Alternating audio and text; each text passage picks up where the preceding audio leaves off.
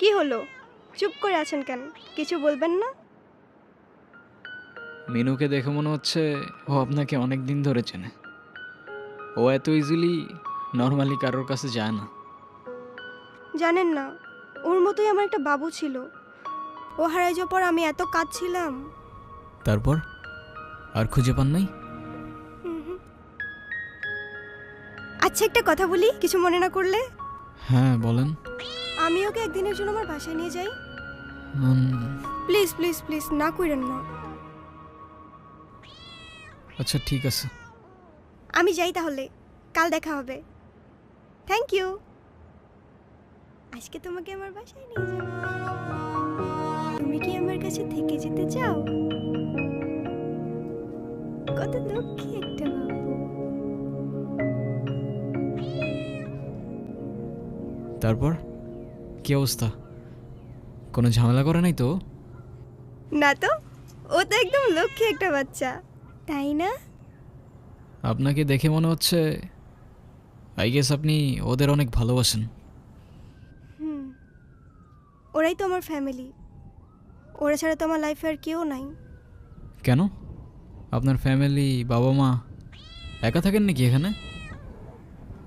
আমি অরফান। ছোটবেলা থেকেই বাবা মা কি জিনিস আমি জানি না। বাবা মার ভালোবাসাটা কি সেটাও বুঝিনি কখনো।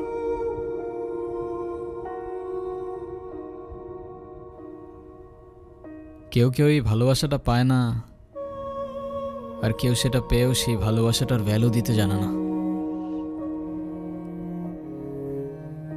তুমি যে ভালোবাসাগুলো পাওনি, একটা সময় দেখবা এর থেকে অনেক বেশি ভালোবাসা তোমার কাছে থাকবে। সময় তো আর এখনো শেষ হয়ে যায়নি। এটা নিজেকে বোঝাও আগে।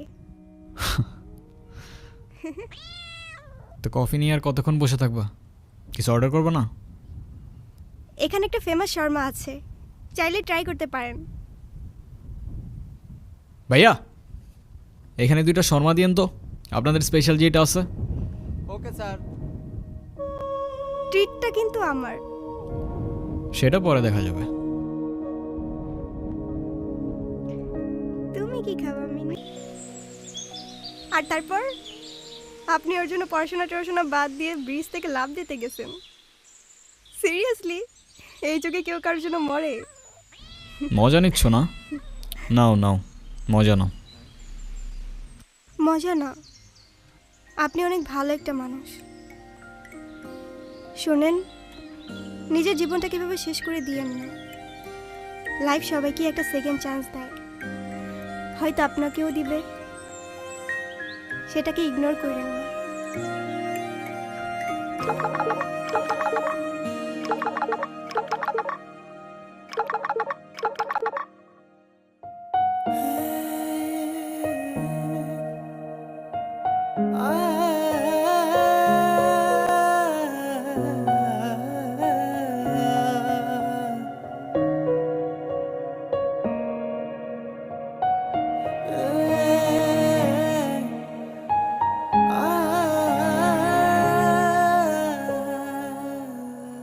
নীরব, আমি জানি তুমি আমার সাথে কথা বলতে চাও না। আমি কথা বলার মতো সেই মুখটাও রাখিনি, সেটাও আমি জানি।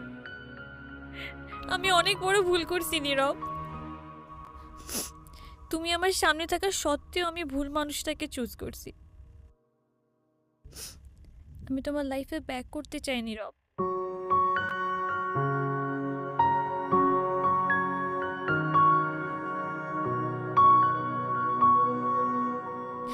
আমি অনেক এক্সপেকটেশন নিয়ে তোমাকে কল দিছি, তুমি প্লিজ আমাকে ফিরিয়ে দিও না।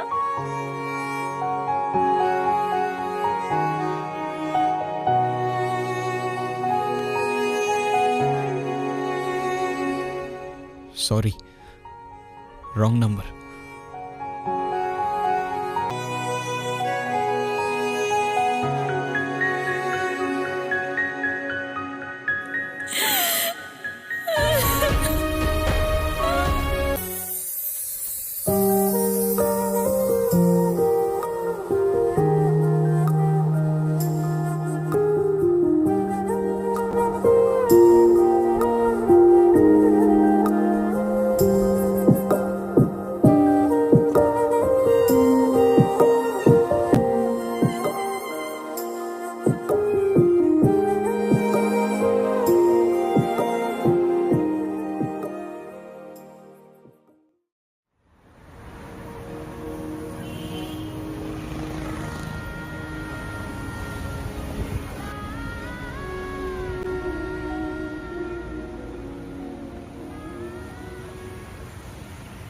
হ্যাঁ আব্বু, এই যে আমি আসলাম মাত্র বাস স্ট্যান্ডে। আরে দেরি কই করছি, এখনো তো 15-20 মিনিট বাকি বাস আসতে। আরে তোমরা টেনশন করো না তো। হ্যাঁ তোমারে বলছে 30 মিনিট আগে এসে বাস দাঁড়ায় থাকে। আমি বাস স্ট্যান্ডে, আমি জানি না।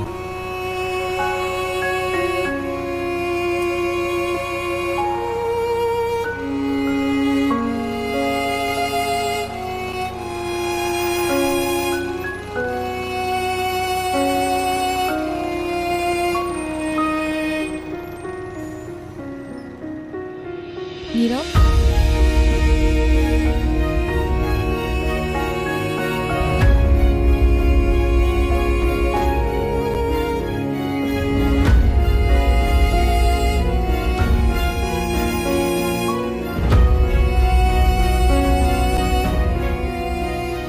আচ্ছা আব্বু, তুমি টেনশন করো না, আমি বাসে উঠে তোমারে জানাচ্ছি।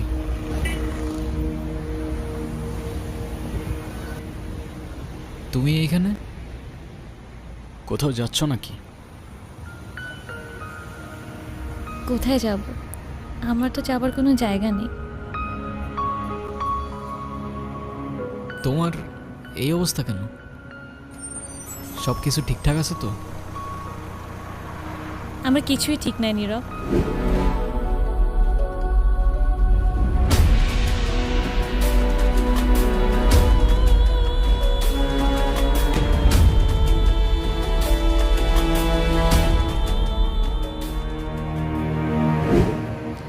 ওই রনি আমার লাইফটা একদম শেষ করে দিছে।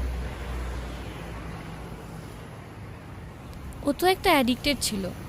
ও আমাকে ফিজিক্যালি, মেন্টালি সবভাবে টর্চার করতো। তুমি কাউকে কিছু বলো নাই কেন? বলার সুযোগই পাইনি। ও তো আমাকে একটা ভুয়া কেসে ফাঁসাই দিছিল। ওর জন্য আমি আমার লাইফ, আমার ফ্যামিলি সব কিছু হারাইছি।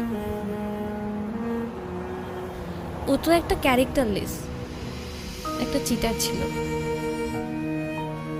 বাদ দাও, যা হবার তো হয়েই গেছে না। ভালো থাকার চেষ্টা করো, জীবন অনেক সুন্দর। আমি তোমাকে ছাড়া কখনোই ভালো থাকতে পারবো না, এটা তখন আমি বুঝিনি। একটা ভুল মানুষকে অন্ধের মতো বিশ্বাস করছিলাম। কাউকে এত অন্ধের মতো বিশ্বাস করেও এভাবে চিট করে।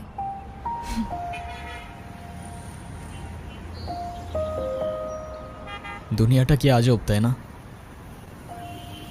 বিশ্বস্ততার এই দামটা কেইবার বোঝে। আজকাল তো চিটাররাও চিট করে লয়ালিটি খোঁজে। এই নাও চকলেট। এই তোমার এই চকলেট কিনতে এতক্ষণ লাগে? আর মামা কই? আরে খুঁজেই তো পাচ্ছিলাম না, আর মামা তো বাসায় চলে গেছে।